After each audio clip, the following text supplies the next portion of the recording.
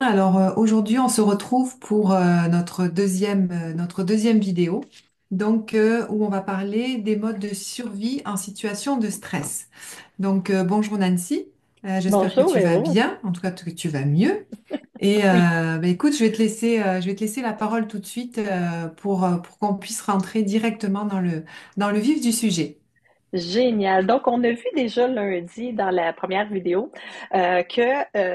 on allait regarder les modes de survie. Je vais y arriver. Les modes de survie en situation de stress et non la gestion du stress, hein, parce qu'on se souvient que c'est une réaction, c'est un réflexe. Donc, vous avez probablement observé vos façons de réagir dans les 2 derniers jours. Véro, as-tu fait des belles découvertes de ce côté-là? As-tu des choses qui Oui, t'ont surpris? oui, quand même. En fait, moi, j'ai fait le test, mais bon, il reste quand même que je suis quand même quelqu'un de plutôt combattant. Plutôt combattant. On va rester là. Ouais. Parfait. Parce qu'effectivement, souvent, ce qu'on entend, c'est qu'il y a principalement trois types de réactions ou de modes de survie. Vous avez sûrement entendu le fly, le fight et le freeze. Hein? Donc, la personne qui va combattre davantage, une personne qui va fuir ou une personne qui va figer. Ça, pourquoi moi, je suis pas portée à utiliser ces thèmes-là? Premièrement, il y en a un quatrième, là, qui est la notion de plaire. Mais on va rester ça simple, OK? On va garder Ouais. ça très simple avec ces trois thèmes-là. Pourquoi moi, je les utilise un peu? Oui, vas-y, Véro, excuse-moi. On va rester sur cela parce qu'en fait, c'est ce que les gens connaissent le plus. Oui, Pour pouvoir s'identifier, ça va être plus simple de rester là-dedans. tout à fait. Puis moi, je vais vous proposer trois thèmes un peu différents. Premièrement, en français. Et deuxièmement, qui ont moins un côté péjoratif. Donc, le premier qu'on va voir, c'est le mode combattant. OK? Donc, le mode combattant, c'est quoi? Je vais déjà vous proposer une image. Vous allez voir tout de suite. Donc, je partage rapidement. Est-ce que c'est le bon Véro cette fois-ci? C'est le bon. Bon, parfait, super. Donc, on voit que l'image du combattant, c'est quoi? L'image du combattant, c'est quelqu'un qui est vraiment en action, hein? Puis c'est une image qui est dans notre société assez vue de façon constructive. Donc, le combattant, c'est pour ceux qui ont reçu les questions, qui ont demandé le petit questionnaire, ben on va voir souvent que le combattant, c'est quelqu'un qui va avoir, dès qu'il arrive quelque chose d'imprévu, un stress, physiquement va être porté à aller vers l'avant. Donc, c'est quelqu'un qui va dégager, dès qu'il y a un stress, beaucoup d'énergie et souvent son corps va être porté vers l'avant, donc vers l'action. Et dans le cas du combattant, il va dégager cette énergie-là avec une intention de résoudre la situation. Donc, un combattant, c'est un peu cette image-là du pompier, il a le feu, prend son casque, puis il Il part dans le feu pour aller il y va. régler. Oui, exactement. Donc, c'est quelqu'un qui a beaucoup d'énergie souvent et ça peut devenir à l'extrême quelqu'un de contrôlant. Pourquoi? Parce que comme il est toujours en mode solution, si ça va pas assez vite, tasse-toi, je vais le faire. Donc, ces personnes-là, on va souvent les retrouver dans des postes de leadership, mais ça reste que ce sont des personnes qui, par exemple, je vous posais la question, est-ce que ce sont des personnes, est-ce qu'on vous voit comme un capitaine? Ben, un combattant va souvent être une personne naturellement qu'on va choisir comme un capitaine. Le défi, c'est que ces personnes-là sont portées à prendre beaucoup de contrôle et à s'épuiser parce qu'ils sont toujours en train de gérer toutes les situations et ils lâchent pas prise facilement. Donc, pour eux, un défi, c'est motivant. Un défi, ça les amène dans l'action, ça les fait bouger.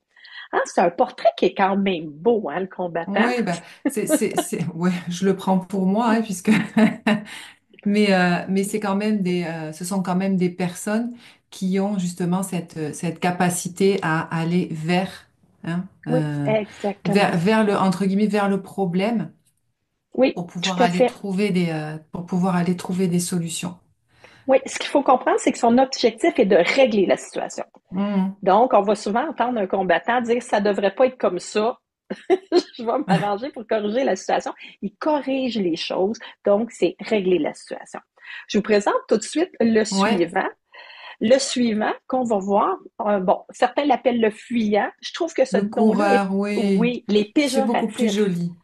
Oui, mais ce qui est le fun avec le coureur aussi, c'est que le coureur, c'est quelqu'un qui va aussi dégager beaucoup d'énergie en situation de stress, sauf que son intention, comparativement au combattant, c'est vraiment une intention d'évitement. C'est-à-dire que lui, plutôt que de vouloir régler le problème, il va vouloir qu'il n'y ait pas de problème. Donc, il va être porté à détourner, à éviter les problématiques plutôt que de les régler. C'est une stratégie qui peut fonctionner très bien dans certaines circonstances. Par contre, le défi que le coureur va avoir, c'est que la situation ne se réglera pas. Pourquoi? Parce Eh que oui, on ne l'adresse pas et on va être plus dans l'évitement. Est-ce que c'est une bonne façon de réagir? Dans certaines circonstances, c'est une façon ouais. extraordinaire de réagir. Par contre, dans d'autres situations, comme le combattant, c'est pas toujours la bonne façon de réagir en fonction du contexte. Le troisième qu'on va voir, ça va, Véro, jusque-là? Super, super. Sup- Donc là, des deux que tu nous as décrits, là, il n'y a pas de bon ou de mauvais. Mais par contre, il y a du bon et de l'agréable et du désagréable dans chaque type qui Oui, fait qu'il y en a qui vont aller plus vers l'avant, d'autres qui vont plus aller vers l'arrière parce que justement, ils vont fuir. Et tout à puis dans fait. certaines circonstances, ben, c'est bien aussi de se retirer plutôt que d'aller vers l'avant. Tout à fait. En fait, le défi qu'on a avec justement le coureur et le combattant, puis tu l'as nommé, c'est que, bon, le combattant va aller vers l'avant, le coureur, son corps est porté à, oh, il va vouloir Hmm. souvent avoir des portes de sortie, hein, le coureur. Pourquoi? Je reviens dessus quelques secondes, mais il va vouloir avoir des portes de sortie parce qu'il veut éviter les problèmes. À l'extrême, il peut même compter des petites menteries ou Hmm. détourner un peu la réalité pour faire en sorte de ne pas avoir de problème. Donc, pour et contre. Mais tu as raison, chacun des modes de survie est un bon mode de survie. La question, c'est à savoir s'il est approprié dans le contexte. Ça, c'est la Hmm. première chose qu'il va falloir se poser. Je te présente tout de suite le troisième, puis on revient Ouais. sur un autre élément important, donc à savoir si c'est approprié dans le contexte. Le troisième qu'on va voir, c'est l'ermite. L'ermite, c'est quoi? Bon, dans les trois F qu'on parlait tout à l'heure, on va le nommer comme étant le freeze. OK? Donc, c'est un état de figement. Mais je trouve ça encore une fois péjoratif parce qu'il y a des moments dans la vie où de ne pas intervenir est une très bonne solution. D'attendre peut être une bonne solution. Pas toujours, mais il y a des moments où Hmm. c'est très approprié. Donc, moi, je l'ai appelé l'ermite pour cette raison-là, c'est que cette personne-là, quand il y a une situation de stress, ben, son système, pour le protéger, va lui dire, ah, mets-toi en retrait, là. En retrait, Reste ouais. là, bouge pas, fais pas de bruit, attends, ça va passer. Parce que son système juge que c'est plus sécuritaire que de combattre ou de fuir. Donc, par exemple, s'il y avait une situation très dangereuse et que, tu sais, j'ai pas la capacité ni de combattre ni de fuir, ben, je suis peut-être mieux d'attendre dans mon garde-robe que ça passe et sortir au moment où le danger sera passé. C'est un peu Est-ce le que, principe tu sais, en situation de guerre, on va aller se cacher, là, tu sais, ouais, ou dans le tremblement de terre, des choses comme ça. ouais.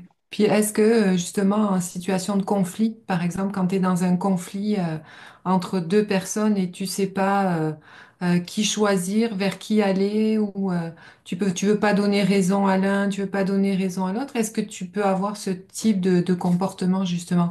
Ça te fait stresser, bien évidemment, et en même temps, tu te dis, bon, ben moi, je vais me mettre en retrait comme ça. Je ne suis pas obligée de répondre ni à lui ni à elle, par exemple. Je ne m'implique pas et je me mets en retrait. Puis ça peut être aussi une bonne chose.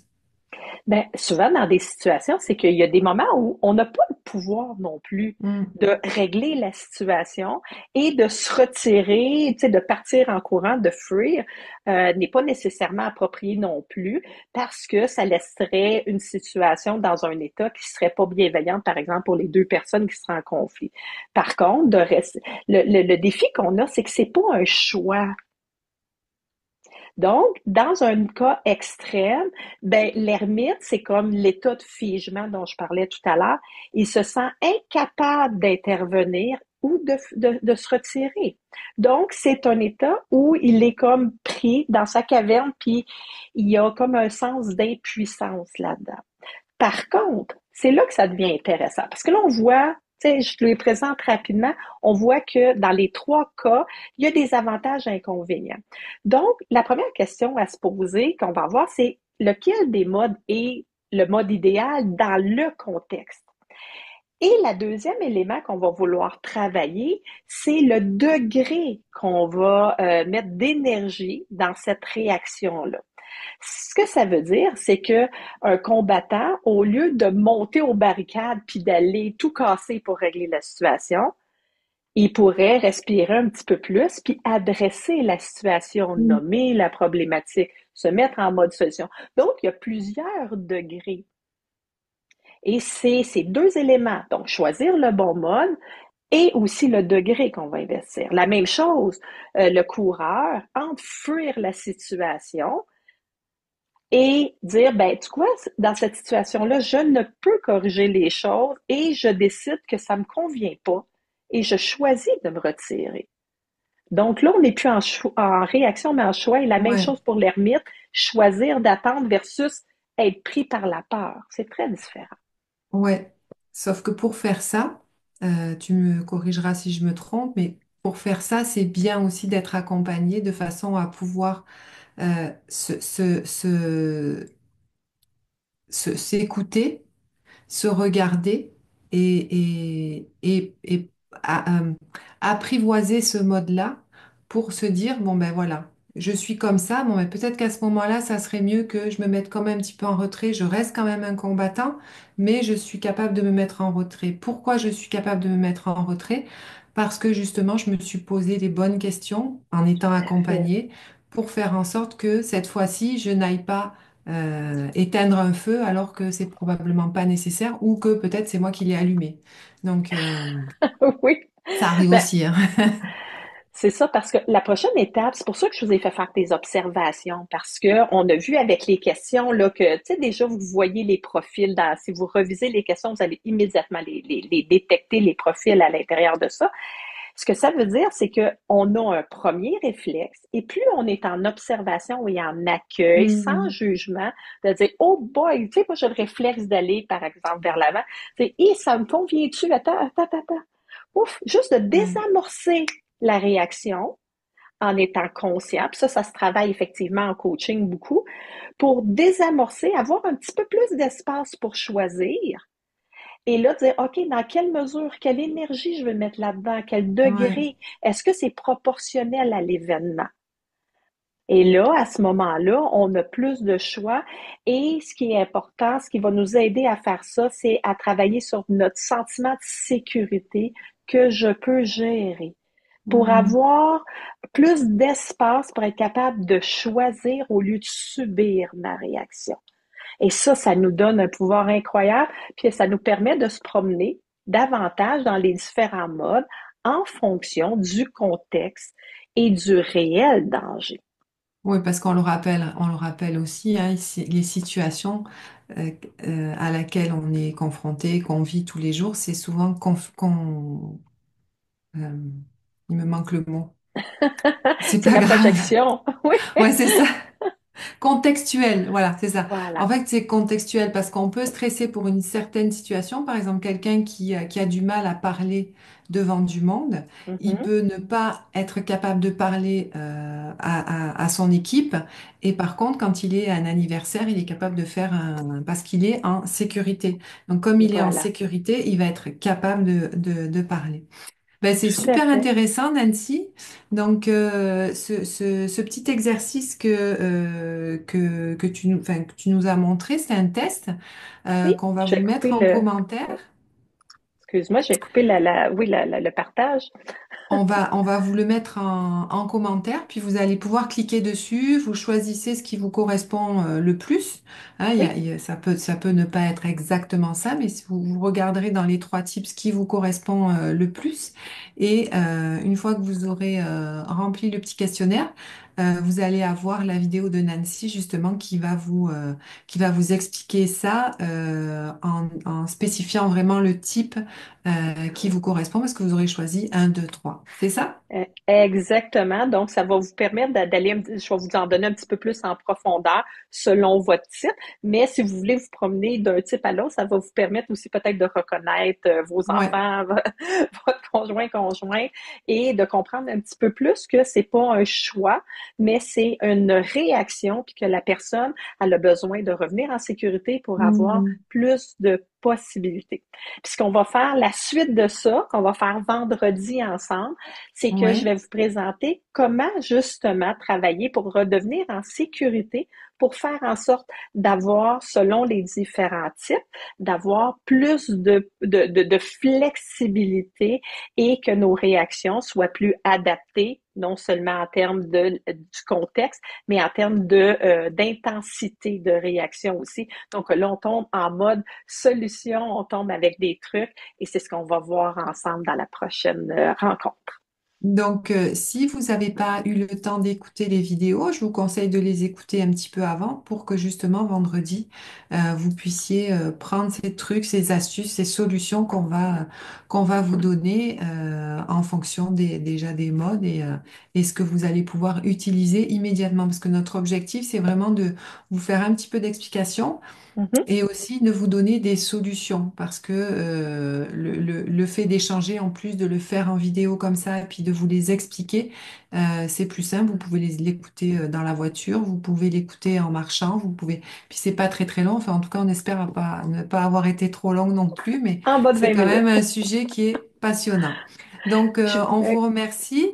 Et Et puis, Véro, si tu me oui. permets, si vous voulez nous écrire en bas de la vidéo, quel est votre type? Est-ce que vous êtes un combattant, un coureur ou un ermite? Et tous les types sont bons. La question, c'est est-ce qu'ils sont appropriés au contexte? Donc, on vous souhaite une belle journée et on se retrouve vendredi pour la dernière vidéo de trucs et astuces pour la gestion du stress. Merci Véro, merci tout le monde.